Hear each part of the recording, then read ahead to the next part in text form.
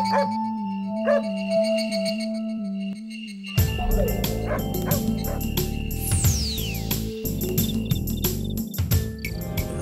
ঘুম নেই আমার চোখে, আছি জেগে এই চন্দ্রালোকে, নীল জোছনায় তুমি কোথায়?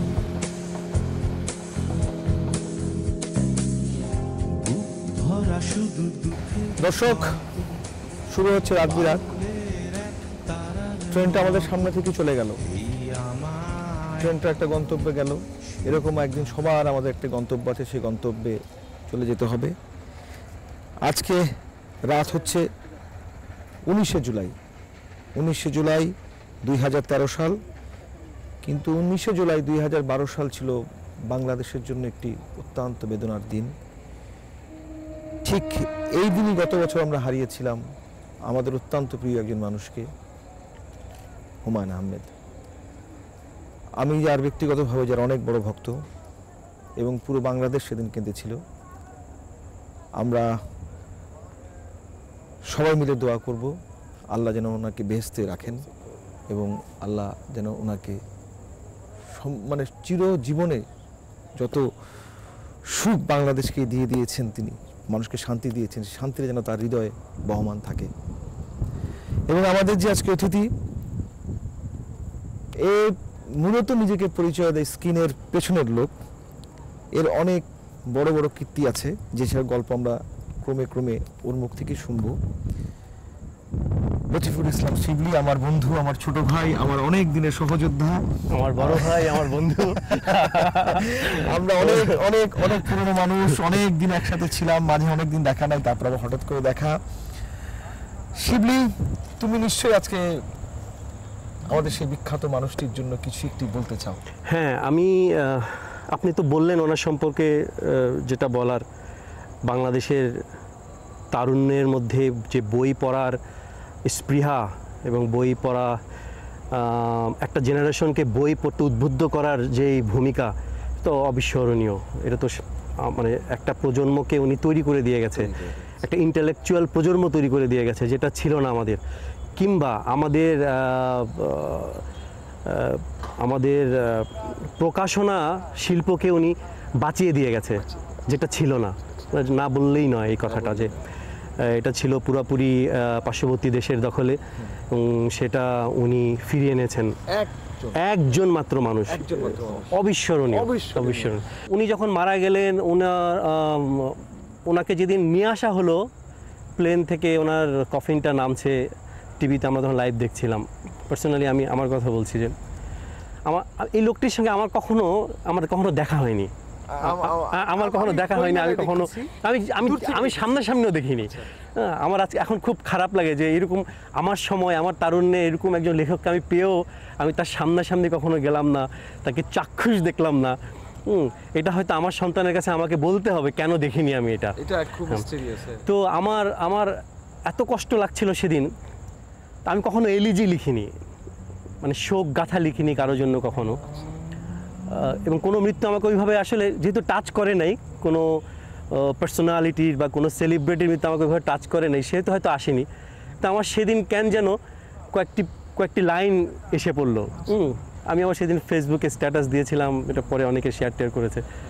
এটা হয়তো আমার কবিতার বইতেও থাকবে, আগামী কবিতা বইতে। আমার খুব ইচ্ছা করছে আজকে, আজ পৃথিবীতে এত গোলাপ কই যা ঢেকে দিতে পারে তোমার কফিন, এমন মহিরুহ কই যার ছায়া ঢেকে দিতে পারে তোমার কবরের দৈর্ঘ্য, আপদ মস্তকে যিনি 56,000 বর্গ মাইল, 3.5 হাত কবরে কিভাবে হবে তার ঠাই।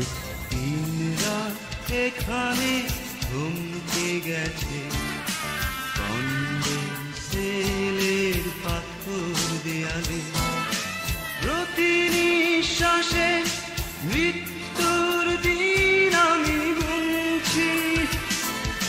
শোনো,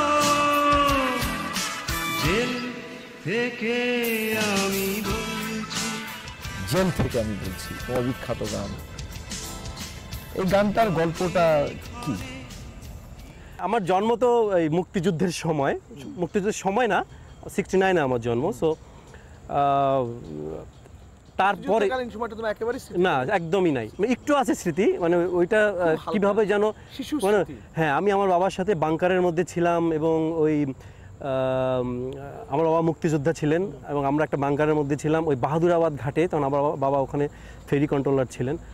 তো তখন ওখানে ইন্ডিয়ান মিগ মোয়া ফেলছিল, তা আমরা তখন সব বাংকারের মধ্যে ছিলাম। ওই যে উপর দিয়ে প্লেন উড়ে যাওয়াটা আমার ওই এক চিলতে মুক্তিযুদ্ধের স্মৃতি হচ্ছে এটাই, ওইটুকুই।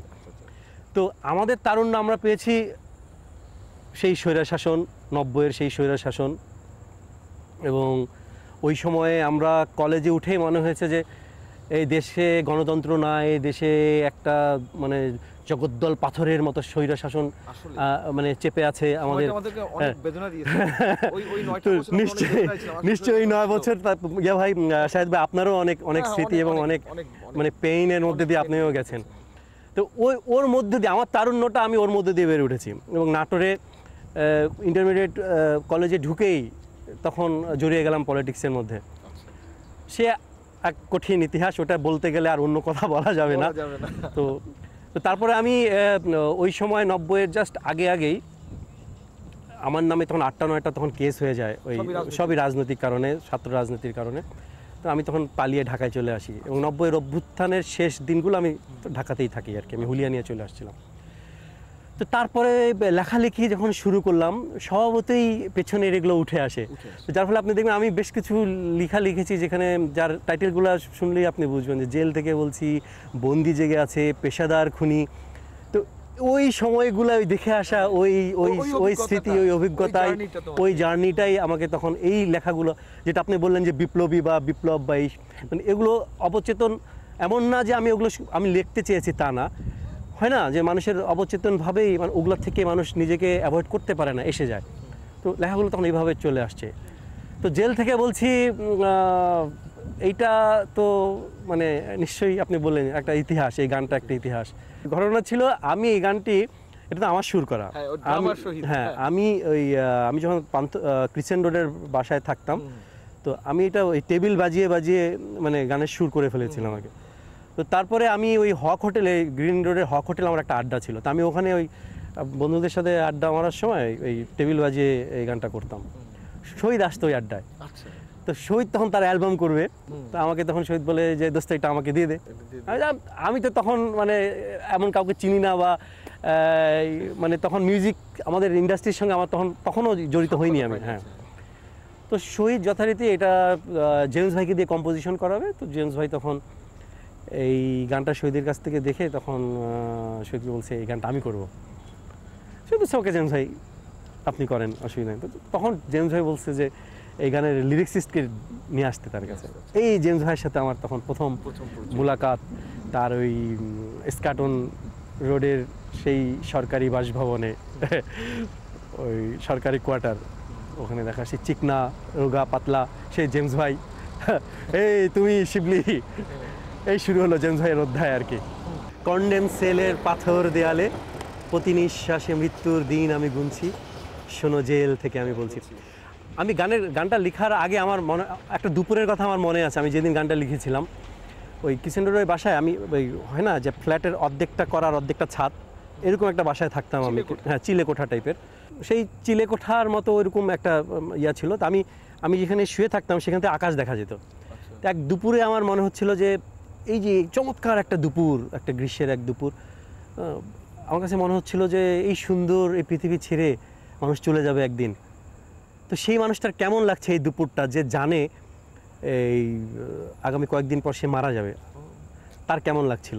তো আমার সঙ্গে সঙ্গে আমার একজন ক্যান্সার রোগী কেমন হতে পারে। তারপরে বললাম না, ক্যান্সার রোগী বেশি নাটকীয় হয়ে যায়। সঙ্গে সঙ্গে আমার সেই ওই পুরানা স্মৃতিগুলো তখন মনে পড়লো, হ্যাঁ, জেল জুলুম হুলিয়ার সেই সময়গুলো। তখন হ্যাঁ, একজন মৃত্যুদণ্ডপ্রাপ্ত আসামি যে জানে আগামী কিছুদিনের মধ্যেই তার ফাঁসি হয়ে যাবে, সে কেমন ফিল করছে। এই ভাবনা থেকেই মানে এটা মানে সবাই শুনলে আশ্চর্য হবে, 5 মিনিটের মধ্যে সুর আর লিরিক্স কিন্তু একসাথে হয়ে গেছে। একদম লিরিক কিন্তু কলমের সাথে, এই টিউনটা কিন্তু কলমের সাথে বেরিয়ে গেছে উইদিন 5 মিনিট ক্রিয়েশন। এটা মানে আমি জানি না এটা কেউ বিলিভ করবে কিনা, জাস্ট হয়ে গেছে এটা এরকম। কোনো সুখের ছোঁয়া পেতে নয়, বললেই সবাই সমস্যা চিৎকার দিবে কোন গানটা আমার মুখস্থ। আচ্ছা, তুমি কি খুব অভিমানী? শায়দ ভাই, সাধারণের জন্য হচ্ছে অভিমানে ফোটে না গোলাপ, আর কবিরাই তো তার কবিদের অভিমানে কিন্তু গোলাপ ফোটে, তো অফকোর্স অভিমানী। অভিমানের সঙ্গে তোমার কষ্টকে ভালোবাসার এই যে একটা প্রগাঢ় নিবিড় সম্পর্ক, এটার গল্পটা কি? সিরিজ অফ কষ্ট, সিরিজ অফ কষ্ট, শুধু কষ্ট কষ্ট না, মানে কষ্ট সিরিজ আছে তোমার। আমরা হলাম হেলাল হাফিজ ভাইয়ের, কবি হেলাল হাফিজের কষ্টের উত্তরাধিকার।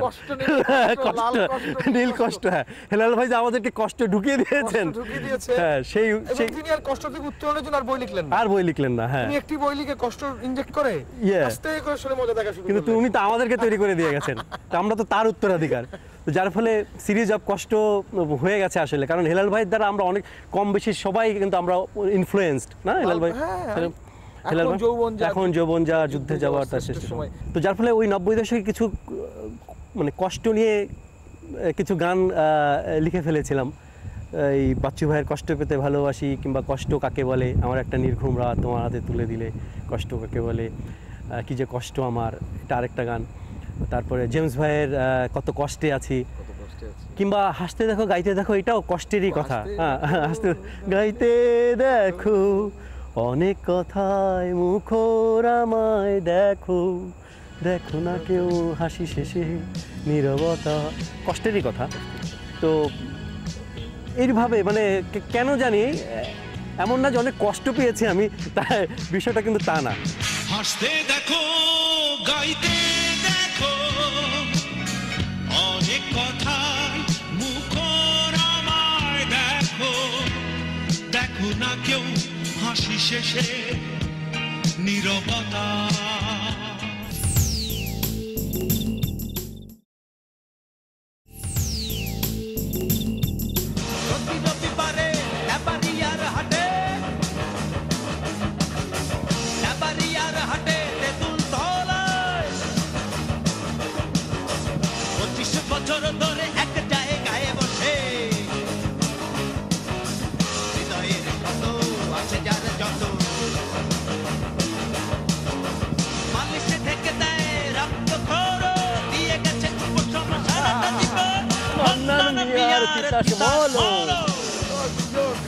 অদ্ভুত মজার ব্যাপার হচ্ছে যে এই ক্যারেক্টারটা এবং ওই ওখানে প্রতি রবিবারে হাটটা বসতো, ওখানে একটা তেঁতুলতলা ছিল, এবং ওখানে মান্নান মিয়া প্রতি রবিবারে এই মলমটা বিক্রি করতো। এবং এই গানটা যখন হিট হয়ে গেল, রবিবারে সবাই মান্নান মিয়াকে দেখতে যেত ওখানে, এবং তো মান্নান মিয়া তার বিভিন্ন রকমের ইয়া করতো, লোকজন মানে বাংলাদেশের বিভিন্ন জায়গা থেকে তরুণরা যেত মান্নান মিয়ার সাথে দেখা করতে, হাত টাত মিলাতো। মান্নান মিয়া তো স্টার নাটকে, হ্যাঁ, গানের একদম জীবন্ত ক্যারেক্টার। আর্মি স্টেডিয়ামের জীবনের প্রথম কনসার্ট, মানে ওটা দিয়ে কনসার্ট শুরু হলো। হ্যাঁ, একটা কনসার্ট হয়েছিল যেখানে জেমস ভাই এই গানটা তখন গিয়েছিল। আমি এই গানের মানে এই গানটার প্রতিক্রিয়া দেখার জন্য আমি একদম অডিয়েন্সের পিছনে প্রায় 20-25 হাজার তরুণ তখন এই মানে অডিয়েন্স। তো জেমস ভাই যখন এই গানটা যখন গাচ্ছিল, আমি পিছন থেকে দেখছিলাম 25,000 ইয়াং ঢাকার আরবান ইউথ একসাথে যখন বলছিল মান্নান মিয়ার তিতাস মলম। আমার সেই গ্রামের নাটোরের অজপাড়া গায়ের সেই মান্নান মিয়ার কথা মানে আমি ফিল করছি। আমার মনে হচ্ছে হ্যাঁ, একটা কিছু করা হয়েছে মনে হয়। পিয়ন তো সাধারণত দুপুরেই আসে, তো তুমি এই পিয়নকে মধ্যরাতে থেকে পেলা? মধ্যরাতেই তো মানে প্রেমিক প্রেমিকা বা কষ্ট পাওয়া মানুষরা যারা মানে জেগে থাকে, তাদের কাছে তো এই প্রকৃতি, এই বাতাস, এই দক্ষিণের হাওয়া, এই ফুলের গন্ধ, রাত জাগা পাখি, এরা তো সব পিয়নই আসলে, না? এরা কিছু একটা নিয়ে আসে। হ্যাঁ, সমাজে একটি বিশেষ রাতকে বলা হয় নির্ঘুম রাত, এবং সেটা জীবনের প্রচন্ড সুখের রাত, বাসর রাত। জেগে থাকে নাকি জানো না, যদি শরীর কথা নাই তোমার রাতে আমি জানি না। তুমি কি বাসর রাতে সারা দেখেছিলে? আমার লজ্জা লাগছে বলতে। এনিওয়েজ, নিশ্চয়ই এটা একটা স্পেশাল রাত মানুষের জীবনে, তাই না? হ্যাঁ, মানুষ তো এটা সুখের। এখন এটা কি সুখের জেগে থাকা নাকি মানে মানে আগামী দিনের বেদনার সময়ের মানে টেনশনে জেগে থাকা, সেটা একটা বিষয়। কি করলাম আমি, হতে পারে এরকম একটা, হতে পারে। সেগুলো হুট করে তোমার প্রশ্ন করি, গান নিয়ে আলাপ হচ্ছে অনেকক্ষণ ধরে, তোমার